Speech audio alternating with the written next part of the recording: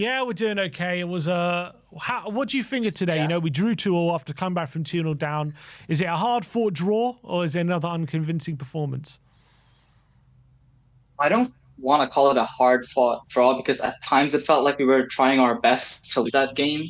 I mean, in the Yeah. middle of the park, like at one point, like I remember Romero passes it to Bissouma, just a regular pass, and his touch is so bad that it almost puts Bournemouth to a counter-attack, and you're just thinking like, what's going on? Like, and with Bissouma, he hasn't started for a few games, so I don't think you can use an excuse that he's leggy or he's tired. But I thought, like in general, when we had Bentancur and Bissouma in the midfield, we were not doing well at all. I do think when Bergvall came on, he improved us a lot. I think Bergvall is he's gonna be a world beater. He's so good. And I don't want to put pressure on him, but he's been arguably our best midfielder this season.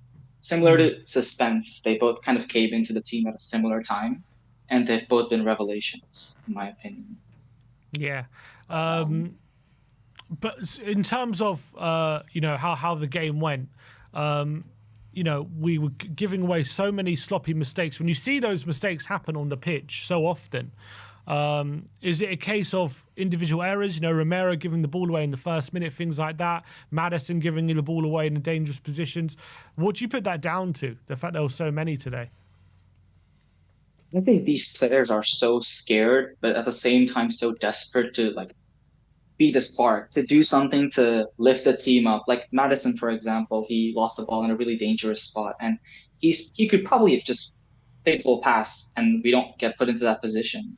But he's so desperate to like just create something out of nothing that we get put in a position where on the counter today we could have conceded like 4 or 5 goals. Let's be real. Like they were killing us on the counter, and even the goal that they got disallowed, like it's of course it's offside, but we definitely got a bit lucky there for some like Semenyo to be offside in that position. But for me, like I'm what frustrates me isn't the fact that we're conceding chances. I mean, that's always gonna happen. It's definitely more than we should be, but at the same time, like it's going forward. Like today, for example, most of the times Bournemouth got a really good counter was when we were actually looking like we were creating a really good chance. I remember in the first Yeah. half, Pedro Porro plays it to Brennan Johnson, and it looks like we could get one of those classic cutbacks. And all of a sudden, Perkez goes down the other end, crosses it, and we concede. Even the Semenyo kind of offside one, it was almost a carbon copy, and I just don't understand how there seems to be such a big gap between our midfield and our defense. Like there's just like an entire field just between those two positions. So when one of the two messes up, the other cannot recover, it's so frustrating. And I think that is where tactically, I think Ange needs to tweak something because this is happening every game now. It was Mm. happening at the back end of last season as well. I remember. It's But like you yeah. say there, Farhan. It's by design. The way that we play, we set up very certain in formation. We have a 4-1-4-1 sort of setup, and you tend to see the 6 and the 8 and 10 are so far apart, and that's the problem that we had in that first half, is trying to connect Basuma to Sarr and Bentancur because they're so eager to press so high. We have those problems. And like you say, the gaps between the midfielders, the gaps between the midfield defender, the gap between the midfield and attackers are so far apart. We couldn't link the play in. Although we had more possession than Bournemouth, we didn't do a lot with it. And at most of the times, you could tell Bournemouth were gliding through us in the transition. I mean, when you look at possession, like we've had, I think in most of the games we've lost this season, we've basically dominated in possession and we've lost by a goal. That seems to be the story of our season. I will say one thing though. This season we've been rather unlucky in a lot of games. And I do think it's about time we have a stroke of luck on our Mm. side for once. Like, not to say I'm happy about the performance, but it's just like, 2-2 against Bournemouth, who are a very good team in kind of the state that we're in. I mean, I'll take it, even though if we could have lost that game by 2 or 3 goals. Vicario, I want to shout out Vicario. In the first like 5 minutes, we could have been like 2-0 down. He Mm. saved us. Like I remember midweek, some fans were going at him because of the whole thing that happened at the end of the AZ game. But he's so important to us. I think if Kinski plays today, we probably go down at least 1-0 in the first 10 minutes. And I think that's testament to how good Vicario is as a shot stopper, in my opinion. Looking ahead to Thursday, you know, we got RZ. We have to overturn that 1-0 deficit from the first leg. Based on what you see today, how are we shaping up for Thursday, do you think? What worries me is that today's a starting lineup of Odebear on the left, I think resting Son and Madison, of course, which I was totally for because we wanted to kind of prioritize Thursday. What worries me is that the second half we exerted so much to try and get that point. Like Son, I want to shout him out. I thought he had some really big moments. I remember in the second half he cuts in at one point and I think it hits like Tavernier or something and it goes out for a corner, but we could have had another goal there. I thought he did quite well. And of course the penalty, he got us back in the game. But I think for Thursday, here's the thing, right? I do believe that we can definitely win on Thursday. I think we need an early goal for sure.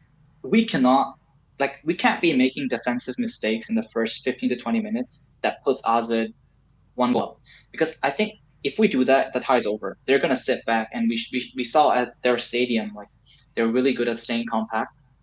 We need to start the game incredibly strong and just not blitz them, but we need to at least get one goal really early that'll make them come out at us. And do I think we can do that?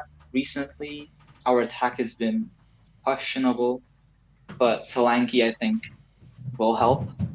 What I will say is that, and this was also apparent in the midweek tie against AZ, we miss Kulusevski so much. Like, even when Kulusevski's tired and, you know, the last few kind of months, he's been a bit more like, not at his best, he's still been our best attacker. And I think that's a testament to just how impressive a footballer he is. And not having him for the second leg is going to be quite worrying for me. One player that does not fill me with confidence right now is Brennan. I think taking him off at halftime really showed. Like, I think that decision from Ange, it was the right decision, putting Odegaard on the right. And I just think Brennan, I know he got 2 goals against Ipswich, but he's been so poor. Like, the rest of his game has not been great at all. And genuinely, I think we look better with Odegaard on the right. Like Odegaard, or if we play Mikey Moore against AZ, he had a really good performance early on in the season. I don't want to start Johnson in that game. I think maybe later on we can bring him on as an impact sub.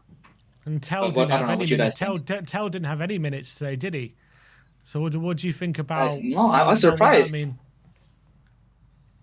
Considering Solanke, we were worried about him midweek. I thought that maybe we'd start Tell and maybe bring on Solanke or play them for 1 half each. But he didn't get any. Solanke played 90 today. So listen, if it was up to me, I would try Tell on the right wing. But I don't think Ange has done that so far for any games. He's only played him on the left or up top.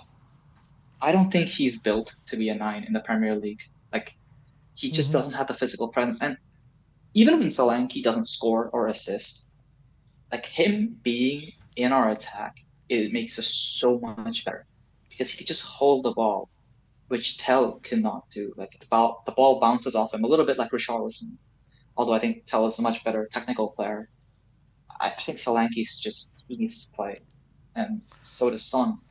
So we're left with that right wing position, and I think the whole season that's been the case. Like, we don't know who our best right winger is.